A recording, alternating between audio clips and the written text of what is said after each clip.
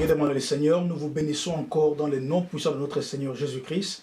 Que la grâce, la paix, l'amour de notre Seigneur puisse demeurer dans vos maisons. Nous sommes heureux de nous retrouver encore en ce moment pour partager notre page spéciale La Bible parle. Que l'Éternel, mon frère, ma soeur, là où tu te trouves pendant ces nouveaux mois, que l'Éternel t'accorde la vie, que l'Éternel t'accorde la force, que l'Éternel soit avec toi et avec toute ta famille. Et toi qui nous suis en ce moment, si c'est pour la première fois, nous bénissons l'Éternel pour ta présence et nous prions que l'Éternel puisse t'accorder encore une fois la grâce, que l'Éternel te donne encore la vie, que l'Éternel t'accorde encore beaucoup de bonnes choses. Nous prions pour Israël, nous prions pour ces pays dans lesquels nous trouvons la Grande-Bretagne, nous prions pour tous les continents, pour tous les pays du monde et que l'Éternel se souvienne de chacun de nous spécialement. À la clôture de cette année 2016, que l'Éternel, le Dieu de gloire, puisse nous accorder chaque chose que nous désirons, puisse nous accorder chaque victoire que nous désirons, que l'Éternel soit avec nous pour nous accorder encore la guérison du corps, la guérison de l'âme et la guérison de l'esprit. Que l'Éternel soit avec toi dans le nom puissant de Jésus-Christ.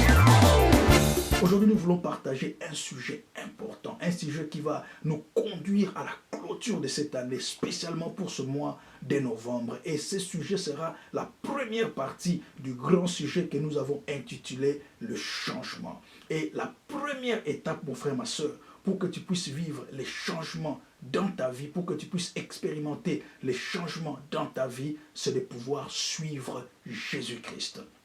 Dans Matthieu 4, 19, la Bible dit, Jésus leur dit, suivez-moi et je vous ferai pécheurs d'hommes. Suivez-moi. Et je voudrais surtout que nous puissions nous mettre entre parenthèses les termes pécheurs d'hommes parce que l'Éternel peut te demander de le suivre pour qu'il fasse de toi ce qu'il a préparé avant la fondation de ce monde. Dieu n'a pas préparé tout le monde à être des pécheurs d'hommes. Mais Dieu t'a préparé pour occuper une place particulière. Il y a une place dans la destinée, dans les plans de Dieu que toi seul tu peux occuper. Mais pour que tu arrives à occuper cette position, il faut d'abord que tu puisses suivre Jésus-Christ afin que le processus de changement, le processus de transformation commence à s'opérer dans ta vie. Le changement, mon frère, ma soeur, c'est un mot qui est le plus utilisé dans ce monde. Nous changeons nos vêtements, nous changeons nos pensées, nous changeons même nos habitudes et nous changeons même nos opinions. Il nous arrive de faire des erreurs et de corriger. Nous changeons aussi nos biens, comme nous changeons nos voitures, nous changeons nos maisons, nous changeons aussi d'emploi, des secrétaires, nous passons peut-être au directeur, nous changeons même des sentiments. Donc nous changeons d'idées et nous changeons et nous changeons et nous changeons chaque jour. Nous changeons même nos décisions, nous changeons même nos préférences, mon frère, ma soeur, et nous changeons même nos comportements. Mais mon frère, ma soeur, tous ces changements qui s'opèrent sont juste des indications de l'aspiration humaine que chacun de nous a pour le changement. L'homme, mon frère, ma soeur, peut changer les choses, mais malheureusement, il ne peut pas changer lui-même, c'est-à-dire changer son âme. Or, nous voulons, mon frère, ma soeur, un changement d'âme. Pourquoi? À cause de l'interférence due à la présence dominatrice du péché. En effet, le péché, mon frère, ma soeur, est le problème majeur de l'existence humaine. Il affecte notre capacité à vivre un changement vrai, un changement positif, un changement durable. Aucun être humain, mon frère, ma soeur, aucune institution, ou encore une idée terrestre ne peut nous offrir les changements intérieurs. Même les idéologies, même la connaissance humaine, mon frère, ma soeur, sont inefficaces et inactives pour produire un changement substantiel. Donc la solution pour les changements, c'est en Dieu seul. Seul Jésus-Christ peut procurer les changements véritables à notre existence. Et ces véritables changements commencent lorsque nous invitons Jésus-Christ dans notre vie. Je répète encore, les changements véritables commencent lorsque nous invitons Jésus-Christ dans notre vie. Alors les changements deviennent une réalité, mon frère, ma soeur, quand Christ réside au centre de notre vie. Donc si, mon frère, ma soeur, vous comptiez encore sur les institutions, sur les systèmes humains pour amorcer le processus de changement, je vous en conjure aujourd'hui. Quand vous entendez ma voix, revoyez votre position dès maintenant. Acceptez Jésus-Christ comme votre Seigneur et Sauveur et vous n'aurez plus plus jamais, je dis plus jamais à attendre en vain pour votre changement. Comme je l'ai dit plus tôt, c'est seulement lorsque vous êtes connecté à Christ que vous accédez au changement qui est vrai, au changement qui est stable, au changement qui est positif, au changement qui est profitable. Ainsi, mon frère, ma soeur, notre première étape pour accéder au changement spirituel est d'abord de suivre Jésus-Christ. Alléluia. En effet, personne, mon frère, ma soeur, qui a suivi Jésus-Christ n'a été refusé d'avoir accès au changement positif, au changement vrai, au changement stable et au changement profitable. N'oubliez pas, mon frère, ma soeur, il y a aussi des soi-disant changements, mais qui ne portent pas les 4 caractéristiques mentionnées ci-dessus. Ils peuvent présenter une ou deux de ces caractéristiques, mais ils ne peuvent pas contenir les 4 en même temps. C'est pourquoi, mon frère, ma soeur, vous pouvez avoir un changement positif, mais qui n'est pas vrai, qui n'est pas stable, qui n'est pas profitable. Seul Jésus peut fournir un changement qui inclut toutes les caractéristiques. Et le processus, mon frère, ma soeur, du changement divin ne peut commencer que lorsque nous acceptons volontairement, consciemment de suivre Jésus-Christ. Suivre Jésus-Christ, mon frère, ma soeur, c'est une décision très coûteuse. C'est la conclusion même finale que nous tirons dans l'existence humaine, que sans Jésus, je ne suis rien. Sans Jésus, je n'ai rien. Sans Jésus, je ne peux rien. Ainsi, mon frère, ma soeur, suivre Jésus-Christ, c'est d'abord s'abandonner à lui, c'est-à-dire s'abandonner à Dieu, pas aux hommes. Car le changement commence par un abandon total et volontaire à Dieu. Dieu ne peut pas initier les changements dans notre existence sans tout d'abord que nous nous abandonnons à lui. L'abandon implique, mon frère, ma soeur, une idée de donner quelque chose qui vous appartient à quelqu'un d'autre parce que cela est nécessaire de le faire. Je dis bien nécessaire de le faire. Vous décidez, mon frère, ma soeur, de donner à Dieu les droits, de régner sur votre vie parce que c'est nécessaire pour votre épanouissement sur la terre. Proverbe 23, 26, il dit ceci: mon fils, donne-moi ton cœur et laisse tes yeux observer mes voies. De même, mon frère, ma soeur, comme dans certains pays qui ont la démocratie établie, tous les 4 ans ou 5 ans, chaque citoyen abandonne sa liberté à un parti politique qui décide en son nom les genres de changements nécessaires pour son bien-être. Et il accepte cela quand bien même ces changements peuvent être douloureux, erronés et même indésirables. Mais lorsque, mon frère, ma soeur, nous nous abandonnons à Dieu, il n'y a aucun changement que Dieu opère, qui soit mauvais ou qui soit erroné. Alléluia. Nous voyons cela dans la vie d'Abraham. Nous lisons dans Genèse 12, la Bible dit ceci au premier verset. Maintenant, l'Éternel dit à Abraham. Ainsi, mon frère, ma soeur, lorsque tu entends ces paroles, Dieu te dit aujourd'hui, sors de ton pays, sors de ta famille, sors de la maison de ton père et va vers une terre que je vais te montrer. Et je ferai de toi une grande nation. En d'autres mots, Dieu dit à Abraham, suis-moi et je te ferai. Comme dans Matthieu 4, 19, Jésus dit aux disciples, suivez-moi et je vous ferai. Donc à chaque fois que l'Éternel veut entamer le processus de changement, il y a une décision personnelle que toi et moi devons prendre, de nous abandonner à Dieu, de suivre Jésus-Christ. Et lorsque cette décision est prise, alors nous commençons à voir la manifestation du processus de changement dans notre vie. Je prie, mon frère, ma soeur, que cette parole t'incite à abandonner ta vie à Dieu. Que cette année, mon frère, ma soeur, tu mettes ta vie entre les mains de Dieu. S'il y a un choix que tu dois faire, s'il y a une décision que tu dois prendre, cette décision doit être j'abandonne ma vie à Jésus-Christ. Ce qui signifie j'accepte de suivre Jésus-Christ, d'aller là où il veut que j'aille, de faire ce qu'il veut que je fasse, de dire ce qu'il veut que je dise. Et à cause de cela, mon frère, ma soeur, revenons à notre histoire d'Abraham. Abraham est devenu un bénéficiaire du changement des dieux, en s'abandonnant à Dieu, en mettant sa vie entre les mains de Dieu, en suivant Dieu, mon frère, ma soeur. Cela n'était pas facile, c'était un sacrifice. Voilà quoi, mon frère, ma soeur, chaque fois qu'un vrai chrétien décide d'abandonner sa vie à Dieu, cela n'est pas un sacrifice facile, c'est un sacrifice coûteux, c'est un sacrifice difficile, mais un sacrifice aussi payant. Alléluia. Et nous allons voir, à cause d'avoir suivi Dieu, d'avoir abandonné sa vie entre les mains de Dieu, d'avoir choisi Dieu,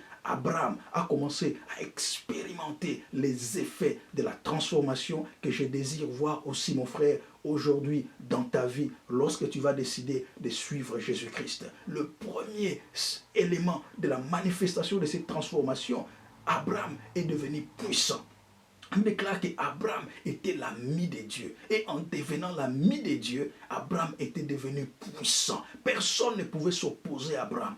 Personne ne pouvait résister à Abraham. Mon frère, ma soeur, dès que tu suis Dieu, Dieu fera en sorte que tu deviennes puissant devant les puissances de ce monde. Tu deviennes puissant devant les oppositions de ce monde. Tu deviennes puissant devant les situations de ce monde. Tu deviennes puissant devant les attaques de ce monde. Pourquoi? Parce que tu deviens l'ami de Dieu. Et deuxièmement, Abraham était devenu extrêmement riche. Et je prie, mon frère, ma soeur, que lorsque tu vas décider de suivre Jésus-Christ, la richesse de Dieu descendra dans ta vie. Une richesse qui sera incompréhensible. Une richesse que l'homme ne peut pas déterminer, ne peut pas quantifié. Lorsque Salomon décida de s'abandonner à Dieu, d'accepter Dieu au centre de sa vie, il est devenu l'homme le plus riche d'Orient. Et je prie pour toi, les mêmes conséquences ont les mêmes effets. Dès que tu acceptes de suivre Jésus-Christ, la transformation dans ta vie s'opère, de la pauvreté à la richesse au nom de Jésus-Christ.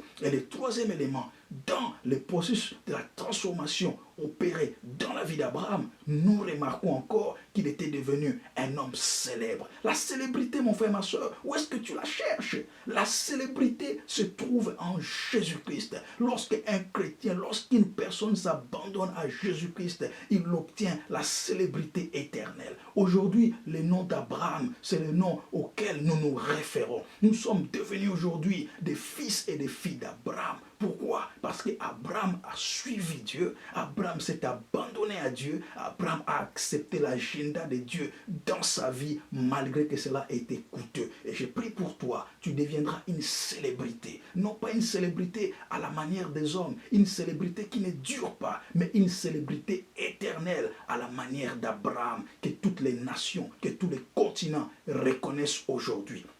Et le quatrième élément important, lorsqu'Abraham a accepté de pouvoir suivre la transformation de Dieu, la Bible dit qu'Abraham est passé de la stérilité à la fécondité. Est-ce que tu as un problème de stérilité? Est-ce que tu as un problème de sécheresse dans ta vie? Est-ce que tu as un problème qui te dérange et tu ne vois pas d'issue? Mon frère, ma soeur, suis seulement Jésus-Christ. Abandonne ta vie à Jésus-Christ et cette stérilité assurément sera transformée en fécondité au nom de Jésus-Christ. Accepte-le et tu verras que le désert de ta vie deviendra le dessert de ton existence dans les noms puissants de Jésus-Christ. Abandonne et suis Jésus-Christ et tu verras que là où il n'y avait rien, l'Éternel fera que quelque chose naisse. Pourquoi? Parce que tu as accepté son processus de transformation qui te fait passer de la stérilité à la fécondité. Et le cinquième élément important, encore une fois, nous voyons que Abraham a vécu une vie épanouie. Alléluia. Il a vécu son existence en homme épanoui. La Bible déclare qu'Abraham est mort rassasié des années. C'est-à-dire, tu ne mourras pas avant ton temps. Tu ne mourras pas au milieu de l'abondance. Tu ne mourras pas au milieu de la tristesse. Tu ne mourras pas au milieu de la désolation. Non, avec Dieu, lorsque les sentiments, la puissance de la transformation commence à s'opérer en toi, tu vivras et tu jouiras de tes jours jusqu'à la fin. Et ça sera des jours épanouis. Tu seras épanoui dans ton foyer, tu seras épanoui dans ton lieu de travail, tu seras épanoui dans ton ministère, tu seras épanoui au milieu de tes enfants, tu seras épanoui au milieu de tes collègues, tu seras épanoui dans tous les pays où tu te présentes. présentera. L'épanouissement de Dieu sera avec toi. Pourquoi les gens s'étonnent de nous les chrétiens? C'est parce qu'ils voient en nous cet épanouissement. Nous sommes épanouis, nous sommes dans la joie. Il n'y a pas un endroit où un chrétien se présente et que l'épanouissement ne soit pas sa portion. Nous sommes l'épanouissement de ce monde. Nous épanouissons. Nous épanouissons, partout où nous apparaissons, nous sommes l'épanouissement du monde. Dans les mariages, l'épanouissement. Dans les travails, l'épanouissement. Dans les pays où Dieu nous établit, nous devenons des signes et des prodiges. C'est ça l'épanouissement. Abraham était devenu l'épanouissement sur la terre de Canaan. Et aujourd'hui, Israël est l'épanouissement de toute l'Asie orientale, du monde entier. Israël est l'épanouissement à cause d'Abraham, qui est l'épanouissement du monde, parce qu'il a accepté de pouvoir subir la transformation véritable de son âme entre les mains du Seigneur. Et le sixième point important que je voudrais te laisser méditer encore aujourd'hui, c'est qu'Abraham est devenu les pionniers de la foi. Mon frère, il n'y a pas de foi sans transformation. Pour que tu vives la foi chrétienne, il faut que tu sois transformé par Dieu. C'est lorsque Dieu te transforme que ta foi devient une foi solide. Abraham est reconnu comme le père de la foi. Qu'est-ce que les gens disent de toi? Par quel élément les gens te reconnaissent, mon frère? Il n'y a qu'un seul élément qui nous différencie du monde. Il n'y a qu'un seul élément qui nous différencie des crises de ce monde. Il n'y a qu'un seul élément qui nous différencie des problèmes de ce monde. C'est notre foi. La foi que nous avons en Dieu. C'est cette foi qui nous établit partout où nous sommes, dans toutes les circonstances. Abraham est devenu le père de la foi. Mon frère, ma soeur, je prie qu'avant la fin de cette année, tu seras reconnu comme une fille de foi, comme un fils de foi, comme une femme de foi, comme un homme de foi, comme un frère de foi, comme une sœur de foi en Jésus-Christ. Alléluia. C'est en quelque sorte, ces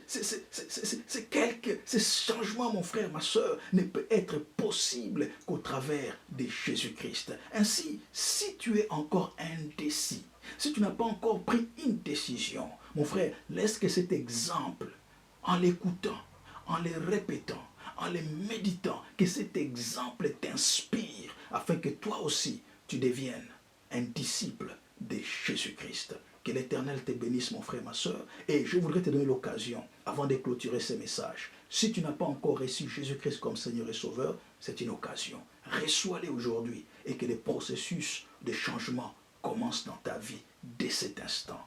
Prie avec moi cette prière. Seigneur Jésus-Christ, je viens d'entendre ta parole et je reconnais que tous les changements que j'ai cherchés dans la science, dans l'éducation, dans les systèmes du monde, ne m'ont pas apporté la stabilité, la profitabilité, la paix. Mais aujourd'hui, en entendant ta parole, je comprends qu'il n'y a que toi qui emmène le vrai changement. Et je t'accepte dans ma vie comme Seigneur et Sauveur.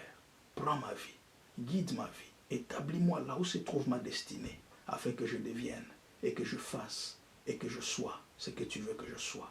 Dans le nom de Jésus-Christ. Amen. Mon frère, ma soeur, tu es un frère et une soeur en Christ. Je t'appelle frère, je t'appelle soeur en Christ. Et tu as la même espérance en Christ que j'ai. Voilà pourquoi je t'invite et je te conseille. Achète une Bible. Trouve la Bible, c'est la parole de Dieu. Médite cette parole jour et nuit. Lis cette parole. Imprimente ta vie de cette parole. Et deuxièmement, rejoins une église véritable où la parole de Dieu est prêchée sans compromission. Et troisièmement, prie sans cesse, car dans la prière, le Saint-Esprit te donnera la révélation de ce que tu dois devenir. Et quatrièmement, si tu n'as pas d'endroit pour aller, mon frère, ma soeur, nous affichons sur l'écran notre numéro de téléphone, sur l'écran, nos sites internet, sur l'écran, tout ce que nous pouvons te donner. Rejoins-nous, reviens, appelle-nous et nous sommes prêts, mon frère, ma soeur, à t'aider à croître dans cette existence chrétienne. Nous sommes totalement ouverts nuit et jour à pouvoir répondre à tes questions. Et si tu es aussi en train de vivre dans la même ville que nous, tu peux nous rejoindre et ensemble, nous partagerons la parole de Dieu et nous te ferons membre des Gospel for All. Que l'Éternel te bénisse partout là où tu es, que la grâce de Dieu soit sur toi et nous continuerons cette série sur les changements. Que l'Éternel te bénisse, que l'Éternel te garde et que l'Éternel soit dans ta maison. Et encore une fois, Jésus-Christ est Seigneur. Que la paix de Dieu soit avec toi. Alléluia. Amen.